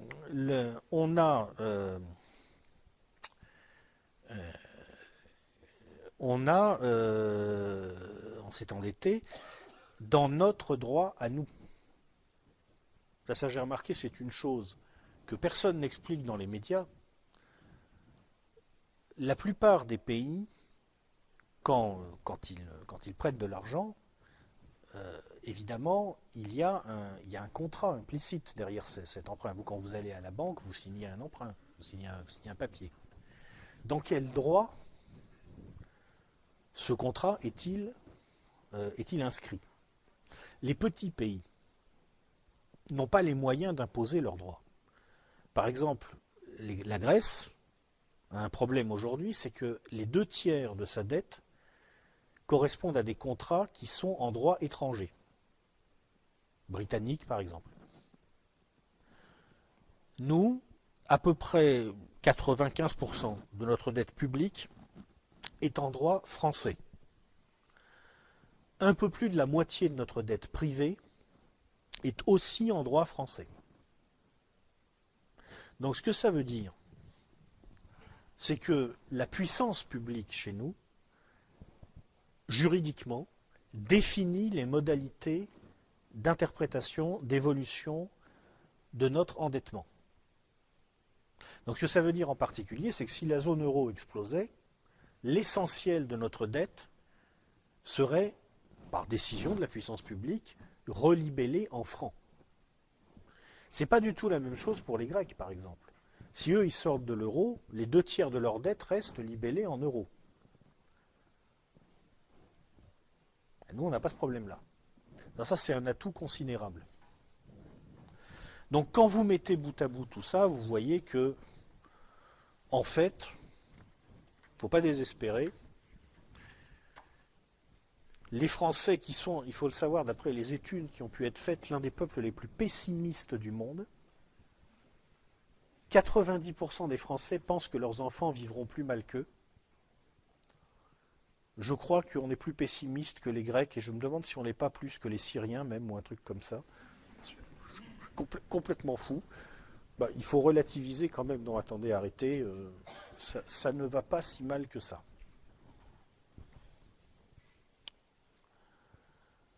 Cela dit, on a quand même des points faibles. Donc là, bon, les âmes sensibles, s'il vous plaît, vous... Bon. Alors, d'abord, il faut dire les choses simplement. Actuellement, on est riche, mais on est en train de s'appauvrir assez vite. Parce que, tout simplement, on a un commerce extérieur qui est en chute lente, mais régulière. Année après année, notre commerce extérieur se dégrade. Traditionnellement, il était à peu près équilibré. La France n'a jamais été une grande puissance exportatrice. Elle n'a pas la culture pour ça, elle n'a pas le profil économique pour ça, elle n'a pas non plus la diaspora à l'étranger qui pourrait l'aider. Nous ne sommes pas un peuple diasporique. Mais on arrivait à peu près à équilibrer les choses malgré notre facture pétrolière. Et même dans l'ensemble, on était plutôt légèrement en excédent depuis quelques décennies. Depuis le début des années 2000, on descend doucement et aujourd'hui, on a un déficit de l'ordre de 70 milliards d'euros. Donc ça commence à être assez significatif. On va taper dans les 3-4% du PIB. On est mal. On est mal. Alors d'où ça vient ? La cause principale, à mon avis, même si on ne la retrouve pas toujours en lecture directe dans les chiffres, mais je vous passe les détails, c'est que nous sommes en effondrement industriel.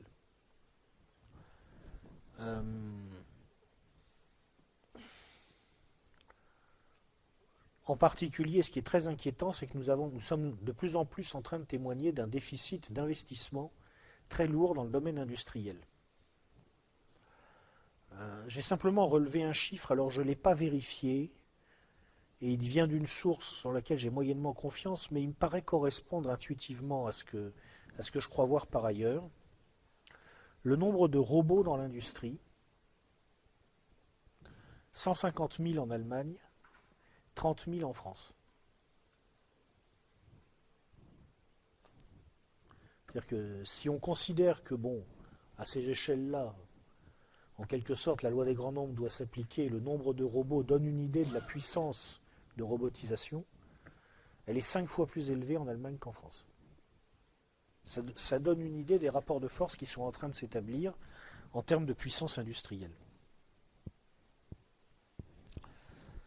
On peut se demander d'ailleurs, je ne veux pas là encore cautionner des thèses complotistes, encore une fois, qui ne sont pas les miennes, mais on peut se demander si, étant donné ce que je disais avant, sur le fait que la géopolitique française s'appuie sur les États et que ce faisant, elle est moins compatible avec la géopolitique américaine qu'une géopolitique allemande qui est une géopolitique de grand espace, on peut se demander s'il n'y a pas une espèce de, pas de complot, mais de volonté diffuse dans les classes dirigeantes du capitalisme globalisé de détruire la puissance industrielle française précisément parce que la France est dangereuse. On peut se demander en fait si ce n'est pas une démolition programmée. Quand on voit les erreurs constantes du pouvoir en France, on se dit mais c'est pas possible, ils le font exprès. On se gargarise avec le crédit recherche, etc. Pendant ce temps-là, on sait très bien que les taux d'investissement dans la recherche stagnent et même diminuent légèrement en France alors qu'ils augmentent partout ailleurs. Où est le grand plan de relance à ce niveau-là? Qu'est-ce qu'on fait? Rien de sérieux. On ne compte plus les grands groupes industriels qui sont au bord de la faillite, manifestement mal pilotés, Areva, revendu, Alstom. On se demande s'il n'y a pas une épuration même au niveau des dirigeants. Il y a eu l'affaire de Margerie, le président de Total, qui a eu un accident d'avion à Moscou dans des conditions bizarres.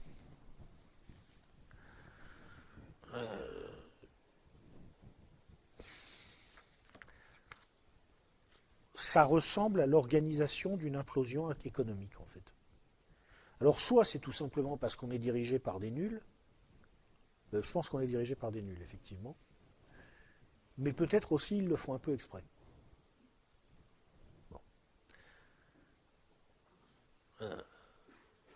Le deuxième problème qu'on a, outre cette implosion du commerce extérieur et donc derrière de l'industrie, en fait, c'est que on voit très bien que nous sommes un pays bloqué, coincé. Une chose qui est très frappante quand vous regardez les courbes des grandes variables de l'économie française, c'est leur régularité. Vous avez des pays, si vous voulez, la plupart de leurs courbes ressemblent à des sinusoïdes très amples. Il y a des phases où ça monte, il y a des phases où ça descend, et c'est très marqué. Vous avez des pays, ça ressemble à rien. Ça part un peu dans toutes les directions. Nous, on a des courbes, souvent c'est des droites, plutôt orientées à la baisse actuellement. En fait, qu'est-ce qui se passe? Dans les autres pays, un peu partout, ils prennent des décisions. Ils font des choses. Alors parfois ils se plantent, parfois ils font rigoureusement n'importe quoi, mais ils font des choses. La société n'est pas bloquée, elle n'est pas verrouillée de tous côtés par des effets cliqués. Chez nous, c'est verrouillé, c'est bloqué. On ne peut pas bouger.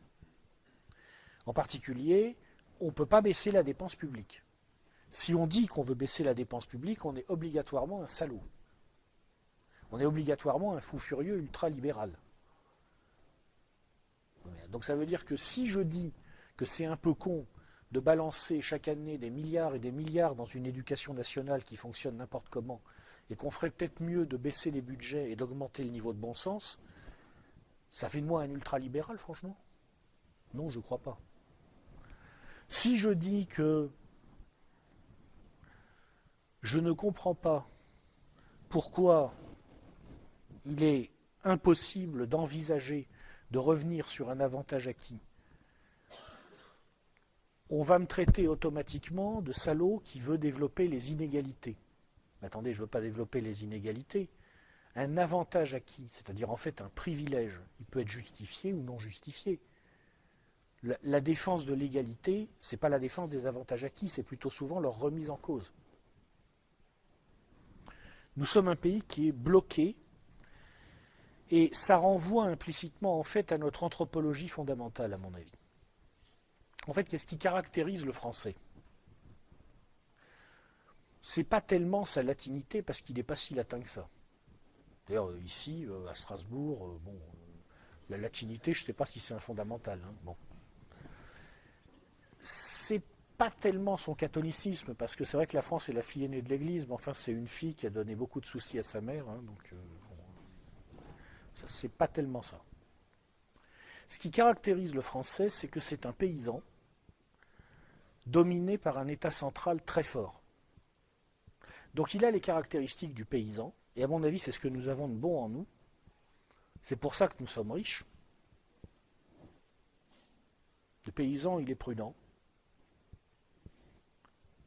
Le paysan, il a du bon sens. Mais ce paysan, il est dominé par un État central très fort parce que l'histoire a fait les choses ainsi. Et tous les peuples qui ont été longtemps dominés par un État central très fort ont une particularité. Quand vous demandez aux gens s'ils se font confiance les uns aux autres, ou s'ils se surveillent les uns les autres, tous les peuples qui ont été soumis à un État central très fort, vous apercevez qu'ils ne se font pas beaucoup confiance entre eux, ils se surveillent beaucoup, ils s'épient beaucoup les uns les autres. C'est très sensible par exemple dans les anciens pays de l'Est. Parce que l'État, en régulant tout, capte en quelque sorte des fonctions sociales qui normalement permettent à la société de s'auto-organiser. Parce que les individus sont capables de construire une éthique partagée, de s'y tenir, et donc ils peuvent se faire confiance parce qu'ils peuvent se faire confiance. Quand tout tient par l'État, les individus perdent l'habitude de construire et de respecter cette éthique partagée. Ça, c'est notre grand problème. Donc le résultat, c'est une société qui est administrée par une petite classe dirigeante clientéliste, pour l'essentiel, avec des gens qui vont s'épier les uns les autres pour savoir qui a un peu plus que le voisin, et on ne peut plus rien faire bouger. Et on n'est plus du tout dans des logiques de bon, on a un problème, on va le résoudre. On est dans des logiques de à qui la faute? Pourquoi lui, il a un peu plus que moi? C'est ça la société française aujourd'hui, et c'est ça aujourd'hui qui la bloque et qui l'empêche d'avancer. Et c'est pour ça qu'on observe toutes ces courbes qui descendent lentement quand il s'agit de variables positives et qui montent lentement quand il s'agit de variables négatives. Toujours plus de dépenses publiques, un commerce extérieur qui descend lentement, une industrie qui descend, alors elle, par contre, c'est même plus lentement là. Et on ne fait rien et on n'arrive pas à se bouger fondamentalement pour cette raison-là. Les effets cliqués nous bloquent et nous paralysent.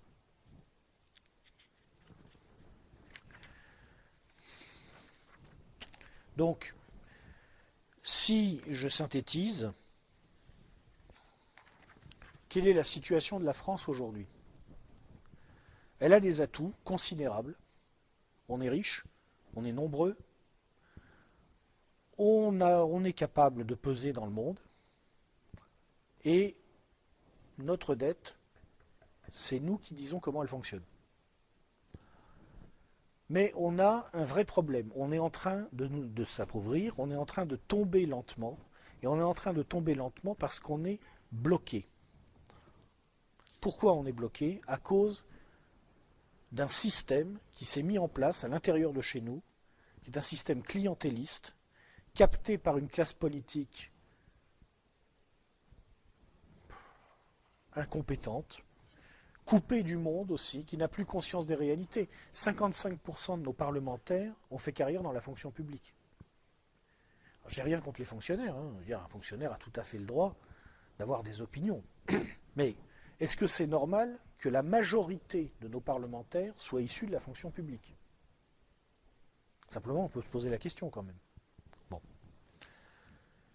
Et donc, en fait, ce qui est en train de se passer, c'est que notre système, à mon avis, notre système intérieur bloqué, clientéliste, qui vit de sa prédation sur cette nation au départ très riche, en quelque sorte a développé une stratégie de symbiose avec un système extérieur que j'ai décrit avant dans le contexte, et qui est le condominium américano-germanique qui est en train de s'appesantir sur l'Europe. Pour moi, c'est la réalité de ce que nous vivons aujourd'hui. Bon. Alors maintenant, on va passer à la dernière partie de cet exposé, quelles sont les ruptures de contexte possibles? Qu'est-ce qui peut sortir de tout ça? Évidemment, la question qui est qui surdétermine les autres, c'est le destin de l'euro. Alors, si on s'en tient aux logiques économiques saines, par exemple celle de M. Jacques Sapir, normalement l'euro là il ne peut pas passer l'hiver. Avec ce qui est en train de se passer en Italie, c'est pas possible. L'Italie, c'est comme nous, mais ils n'ont pas les mêmes atouts et ils sont en train de tomber encore plus vite.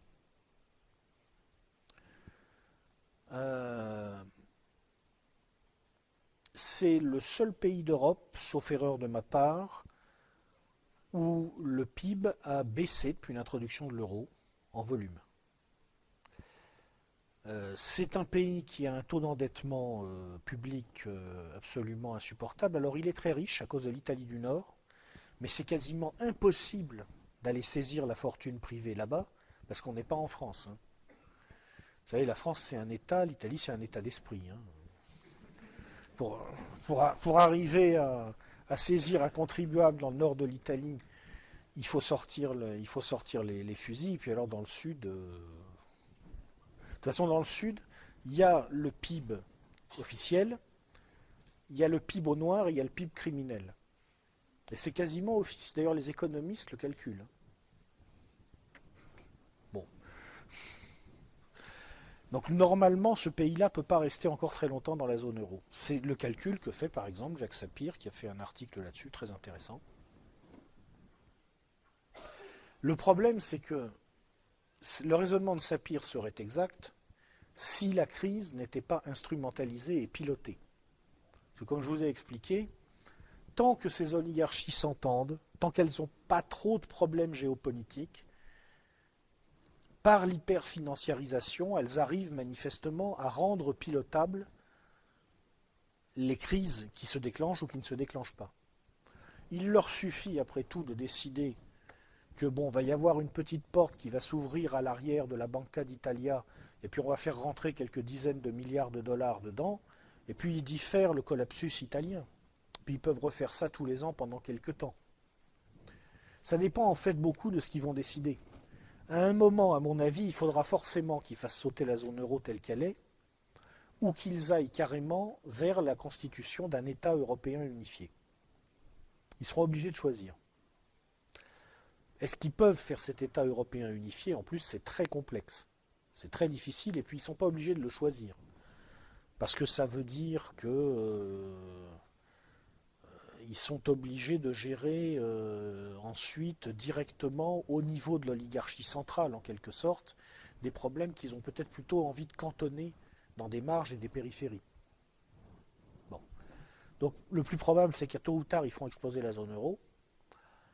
Mais par contre, je ne peux pas vous dire quand. C'est ça mon problème quand il s'agit de savoir quelles seront les ruptures de contexte qui vont avoir lieu. Vous savez, il faut toujours savoir s'auto-diagnostiquer. Ça fait depuis 2006 que je commence un peu à essayer d'écrire sur ces questions-là. J'ai formulé un certain nombre d'hypothèses sur les scénarios qui pouvaient avoir lieu ou pas. Et j'ai remarqué une chose. En gros, il y a 3 domaines sur lesquels je suis amené à formuler des hypothèses. Les tendances économiques lourdes, la psychologie collective et ce que vont faire les dirigeants. Sur les tendances économiques lourdes, c'est pas à moi de me tresser des couronnes, mais je crois que je ne me suis pas beaucoup trompé, honnêtement. Vous prenez mon bouquin Crise ou coup d'État, vous verrez, je ne suis pas beaucoup trompé.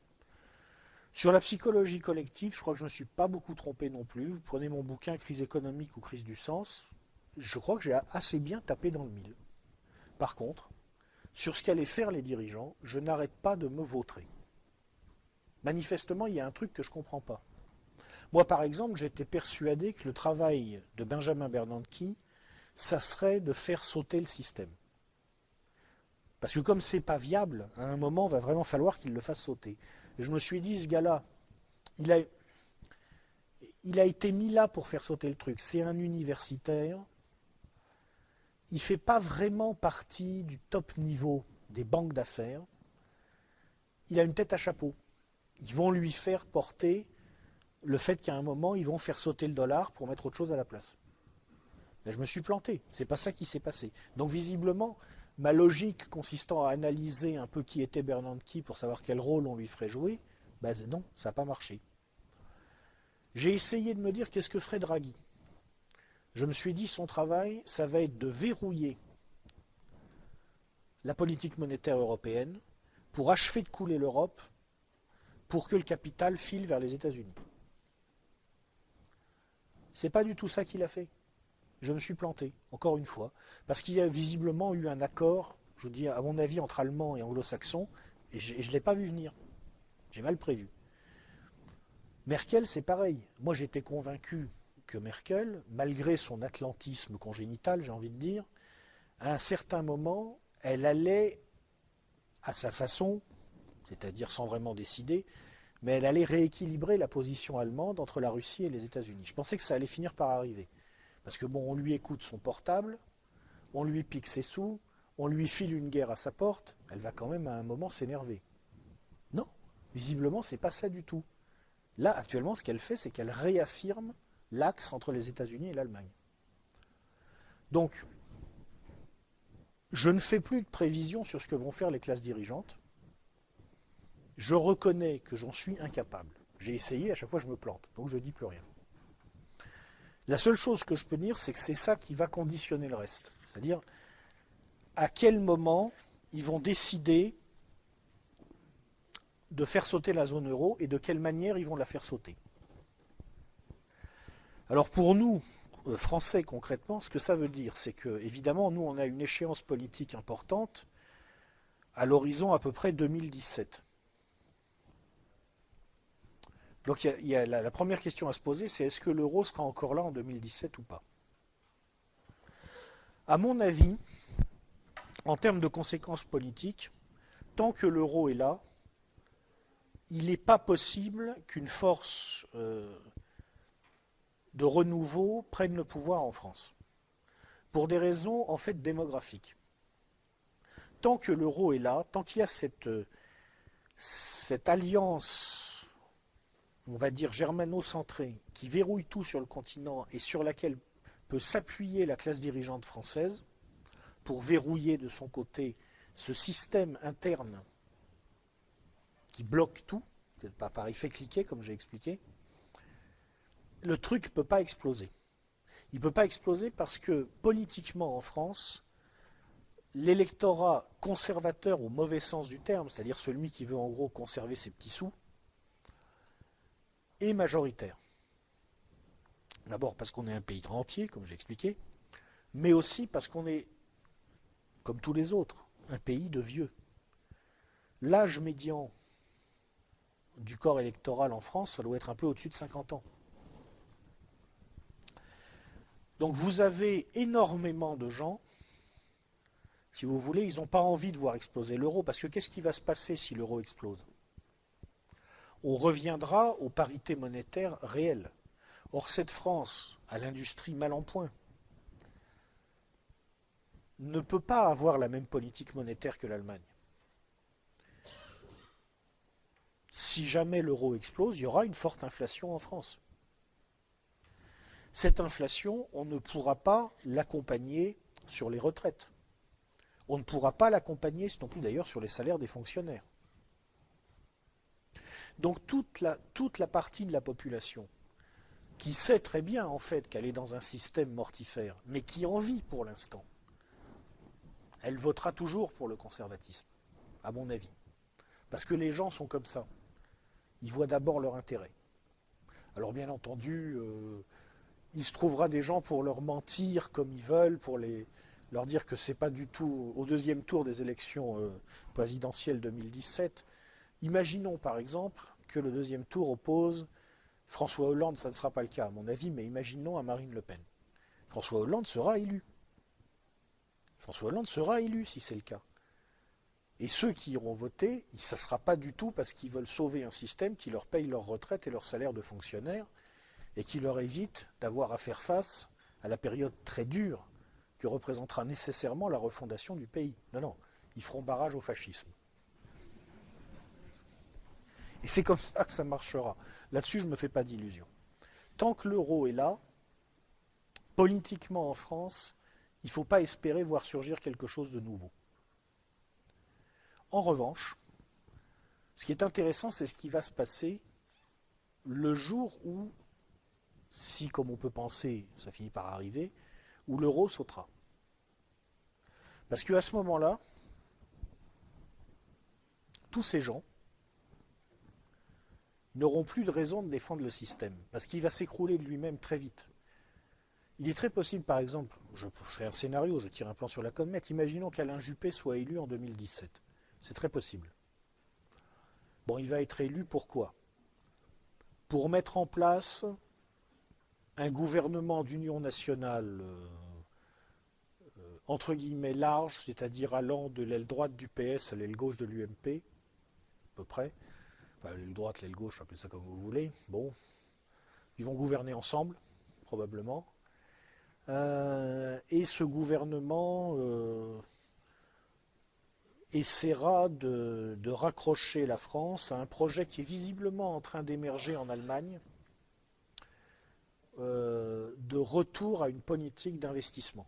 L'Allemagne, comme je vous le disais, est en sous-investissement actuellement. Donc ils vont lancer probablement, autour des énergies vertes, autour de la troisième et de la quatrième révolution industrielle, de grands projets d'investissement. Il n'est d'ailleurs pas exclu que ça soit intéressant et que ça fonctionne, parce que, après tout le mal que j'ai dit des Allemands, je peux en dire du bien quand même, je leur reconnais une chose, eux, ils savent ce que c'est que de faire marcher une machine économique. Il suffit de lire leurs économistes pour s'en rendre compte. Eux, ils savent faire marcher le truc. Bon. Le gouvernement français qui se mettra en place en 2017 essaiera probablement de se raccrocher à ça. Et puis, imaginons que pour diverses raisons, dans le courant de la législature, on arrive au point où la décision est prise de faire sauter quand même la zone euro. Si ça arrive, ça arrivera probablement parce que les Allemands feront le calcul qu'ils ne peuvent pas relancer sérieusement les choses tout en ayant à gérer les marges ingérables de l'Europe du Sud, parce qu'ils seront obligés, pour faire marcher les choses, d'unifier les législations, de faire l'union bancaire, etc., etc. Et ça, ils peuvent quand même difficilement le faire avec l'Italie du Sud et la Grèce dedans. Hein, ça va être un peu compliqué. Bon. À ce moment-là, il faut voir comment ça se passe, mais il est très possible, si vous voulez, que la décision soit prise que finalement la France est plus embêtante qu'autre chose à l'intérieur de la zone marque reconstituée. C'est un scénario possible. Là, il y aura une porte qui va s'ouvrir sur le plan politique et qui sera extrêmement intéressante. Parce que, d'un seul coup, cette oligarchie française, pour laquelle les autres oligarchies dominantes du monde occidental n'ont pas beaucoup d'estime. Hein. Il suffit de regarder comment il traite François Hollande. Cette oligarchie française peut se retrouver en quelque sorte toute seule en race campagne, confrontée au coût de ses inconséquences, avec une situation économique très dure. Et là, effectivement, on ne sait pas ce qui peut se passer. L'avenir est extrêmement ouvert, en fait. Ce que je voudrais simplement que tout le monde voit, c'est le nombre de questions qui sont ouvertes.